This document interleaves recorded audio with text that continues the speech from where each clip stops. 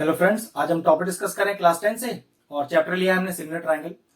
आज जो हमने क्वेश्चन करना है वो सिमिलर ट्रायंगल का one of the toughest question में से एक है और कह सकते हैं हॉट्स लेवल का क्वेश्चन है। और एग्जाम में अगर ये आ गया और आपका ये किया हुआ क्वेश्चन नहीं है तो बहुत मुश्किल हो जाएगा बच्चों को इसे बोर्ड में सॉल्व करना। तो जरा कंसेप्ट ध्यान से देखिएगा, one of the toughest question. पहले क्वेश्चन पढ़ते हैं। फिगर मैंने बना दिया है कि in figure P Q R S is a parallelogram. Check करो, पी क्यू आर एस एक पैरेललोग्राम है, मतलब ये साइड इसके पैरेलल है और ये साइड इसके पैरेलल है। पहले से ही क्वेश्चन में हमें दिया हुआ है एक तरह से। और A B parallel P S. Okay, A B जो है वो पी एस के पैरेलल है। ओके, ये हमें पहले से दिया है कि ए बी और पी एस पैरेलल है, पी एस और क्यू आर पैरेलल है। तो कह सकते हैं कि ए बी, पी एस और क्यू आर तीनों आपस में पैरेलल लाइन है। ठीक है, और प्रूफ करना है ओसी पैरेलल एस आर, ओसी पैरेलल एस आर। तो चलिए क्वेश्चन को स्टार्ट कैसे करना है। पहले गिवन, टू प्रूव, कंस्ट्रक्शन तीनों करते हैं। तो गिवन में तो मैं डायरेक्टली यहां पर आपको बता देता हूं कि गिवन में लिखना क्या है। ठीक है, उसे लिख के नहीं दिखा रहा। आप लिखोगे कि in figure triangle A B C P Q R S is a parallelogram. बिल्कुल सेम यहां से ही कॉपी करना है। और A B parallel P S, ये भी आपको गिवन है। फिर टू प्रूफ में लिखना है कि ओसी पैरेलल एस आर। कंस्ट्रक्शन कुछ भी नहीं है, डायरेक्टली अपना प्रूफ स्टार्ट करते हैं। अब देखिए अपना प्रूफ किस तरह से आएगा। एक बहुत ही टफ क्वेश्चन टाइप है, तो थोड़ा ध्यान से देखिएगा। अब प्रूफ के लिए मैं क्वेश्चन को स्टार्ट कैसे करूं, उसके लिए मैं अपना रिजल्ट देखता हूं कि मुझे चाहिए क्या और उसके लिए कौन से पर्टिकुलर स्टेप चलना मेरे लिए जरूरी है। तो अगर ध्यान से देखें तो ओसी पैरेलल एसआर के चाहिए। अब ओसी पैरेलल कब लिख सकते हो एसआर के, आप चेक करो। अगर लिखा आ जाए कि O S upon S B is equal to C R upon R B, मतलब मैं बात कर रहा हूं कन्वर्स ऑफ बीपीटी की। फिर समझ लेते हैं कि ट्राइंगल बीओसी में, ट्राइंगल बीओसी में अगर O S upon S B is equal to C R upon R B लिखा आ जाए तो आप ओसी पैरेलल एस आर लिख सकते हो by the converse of BPT.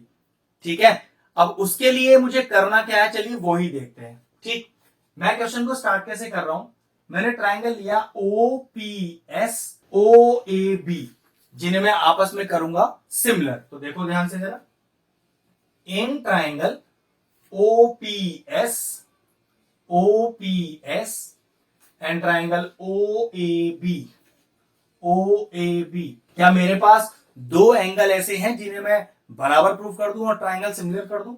तो ध्यान से देखो, क्या पी एस ए बी के पैरेलल दिया हुआ है? जी हाँ, बिल्कुल दिया हुआ है। तो कह सकता हूं छोटे ट्राइंगल का एंगल 1 बड़े ट्राइंगल का एंगल 2 बराबर छोटे ट्राइंगल का एंगल 3 और बड़े ट्राइंगल का एंगल 4 बराबर। कैसे लिखूंगा, angle 1 is equal to angle 2, angle 3 is equal to angle 4। और दोनों के लिए रीजन एक ही है, क्या?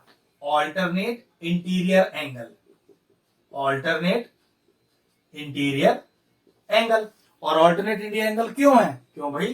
क्योंकि पी एस पैरेलल है ए बी के, तो 1 2 के बराबर है, 3 4 के बराबर है। क्योंकि 1 2 और 3 4 उन दोनों ट्राइंगलों के ही दो एंगल है जो मुझे सिमिलर करने हैं। तो मैंने लिखा triangle OPS similar to triangle O A B, और रीजन क्या डालेंगे? A criteria. ठीक है, अब इस सिमिलैरिटी से आपको फायदा क्या हुआ? मैं कॉरस्पॉन्डिंग साइड का रेशियो बराबर रख सकता हूं। अब कॉरस्पॉन्डिंग साइड भी कैसे ली जाती है उसको बड़ा ध्यान से देखिए।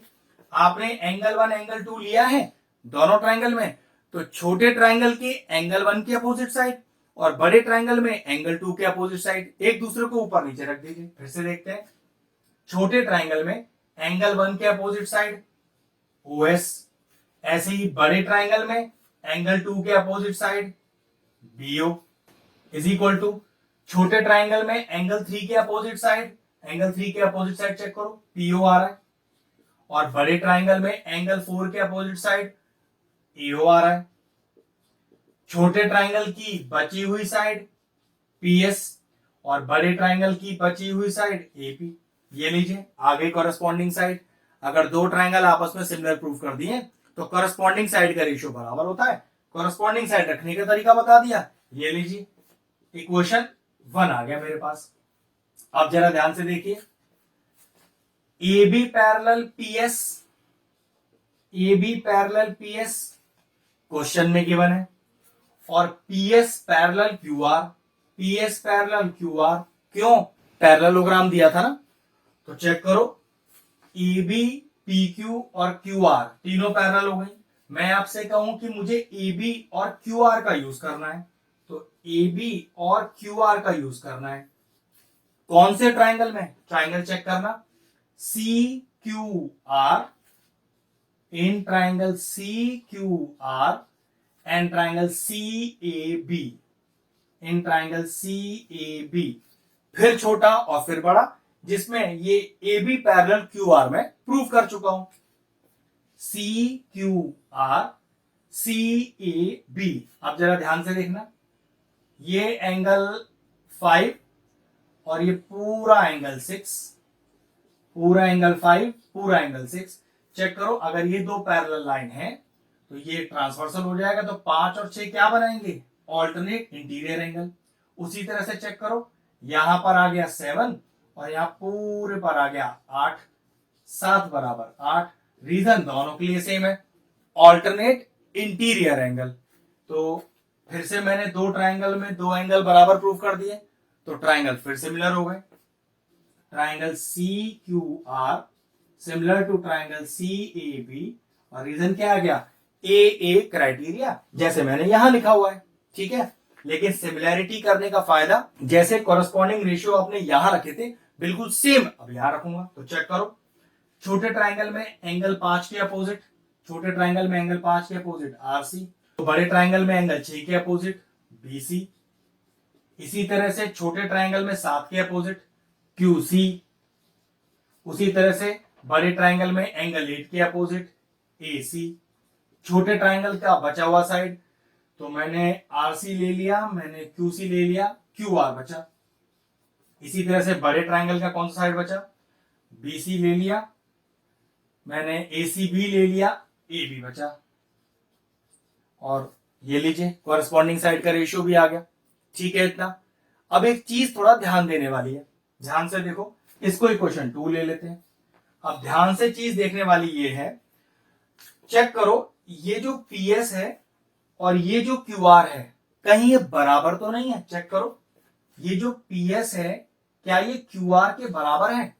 भाई बिल्कुल है, क्योंकि पी क्यू आर एस एक पैरेललोग्राम है ना, तो पैरेललोग्राम में अपोजिट साइड पैरेलल भी होती है और बराबर भी होती है। तो आपने क्या लिखा कि since ABCD is a parallelogram, तो आपने लिखा कि मैं PS को QR लिख रहा हूं, PS is equal to QR। Reason लिख दीजिएगा, opposite sides of the parallelogram are equal. और इस PS इक्वल टू QR में, इस PS इक्वल टू QR को यूज कैसे किया? इक्वेशन 2 में मैंने जहां पर QR लिखा है वहां पर QR की जगह मैंने PS लिख दिया। ये कुछ इस तरह से मैंने यहां PS लिख दिया। अब क्वेश्चन अराइज होता है, सर इससे फायदा क्या हुआ? देखो फायदा क्या हुआ, अगर मैं इक्वेशन 1 और इक्वेशन 2 को कंपेयर करना चाहूं, कंपेयर तभी हो सकता है जब कोई एक फ्रैक्शन दोनों में मैच कर जाए। तो देखो PS upon AB, PS upon AB fraction match हो गया ना, तो कंपेयर किया जा सकता है। और कंपेयर का फायदा ये होता है कि सेम जो फ्रैक्शन मैच हुआ है उसे तो हटा दो वहां से, और बचे हुए सारे फ्रैक्शंस को आमने सामने रख दो। तो चलिए वही करते हैं, PS upon AB, PS upon AB तो हटा देते हैं, बचा हुआ सब आमने सामने लिख देते हैं। तो OS upon BO, PO upon AO, RC upon BC और QC अपॉन AC। ध्यान रखिएगा, इससे पहले आपको स्टेप लिखना है कंपेयरिंग इक्वेशन 1 एंड 2। अब चेक करो, मैंने शुरू में क्या बताया था, आपको OC पैरेलल SR चाहिए ना, OC पैरेलल SR, उसके लिए क्या लिखा हुआ चाहिए? तो OS अपॉन BS मिल जाए, OS अपॉन OB मिल जाए, जो भी मिल जाए बात बन जाएगी। तो चेक करो, क्या OS अपॉन BS दिख रहा है? नहीं, OS अपॉन BO दिख रहा है। तो चेक करो, OS अपॉन BO, हाँ ये भी चल जाएगा। तो OS अपॉन BO, तो अगर यहां OS अपॉन BO लिया है तो यहां CR अपॉन BC लेना पड़ेगा। चेक करो, CR अपॉन BC भी मौजूद है। जो बच्चे लोग बीपीटी का स्टेटमेंट जानते हैं वो ये समझ सकते हैं कि कहां पर बीपीटी किस तरह से लगती है। मैं एक बार फिर से समझा देता हूं। किसी ट्रायंगल एबीसी में, मैं नाम दे देता हूं, किसी ट्रायंगल एबीसी में अगर ये PQ पैरेलल हो जाए BC के, तो हमें क्या कहता है बीपीटी? वो कहता है AP by PB is equal to AQ by QC। वो हमें एक चीज और भी कहता है, AP by AB AQ by AC। ये साइड का रेशियो ऐसा भी बन सकता है, AP बाय AB छोटा अपॉन बड़ा, AQ बाय AC छोटा अपॉन बड़ा। तो हमारे पास जो रिलेशन आ रहा है वो वैसा ही आ रहा है। देखो, SO अपॉन BO छोटा अपॉन बड़ा, RC और BC, SO upon BO RC by BC, इन दोनों से बीपीटी ही प्रूव हो रही है। ठीक है, तो कह सकते हैं कि साइड का रेशियो बराबर के since OS upon BO is equal to RC upon BC। और अगर किसी ट्राइंगल में साइड का रेशियो बराबर आ जाए तो लाइन पैरेलल हो जाती है, और रीजन कन्वर्स ऑफ बीपीटी। तो आप लिखोगे CO parallel SR, CO parallel SR, और रीजन क्या आएगा? कन्वर्स ऑफ बीपीटी या कन्वर्स ऑफ थेल्स थ्योरम। ये लीजिए, क्वेश्चन प्रूव हो गया। ध्यान से स्टेप देखिएगा, बीपीटी का स्टेटमेंट किस तरह से लगाना है और बीपीटी किस तरह से यूज किया जाता है, फिर कैसे लास्ट में कन्वर्स ऑफ बीपीटी का यूज हुआ है। फिर समझ लीजिए, OS upon SB, CR upon RB, ये भी बीपीटी है। OS upon BO, CR upon BC, ये भी बीपीटी है। हमें OS अपॉन BO और CR अपॉन BC वाला रेशियो मिला है, तो बस साइड का रेशियो बराबर आ गया, तो हम कह सकते हैं लाइंस आपस में पैरेलल है। और रीजन कन्वर्स ऑफ बीपीटी का पूरा स्टेटमेंट लिखिएगा। तो ठीक है, क्वेश्चन फिनिश हुआ, वीडियो फिनिश करते हैं।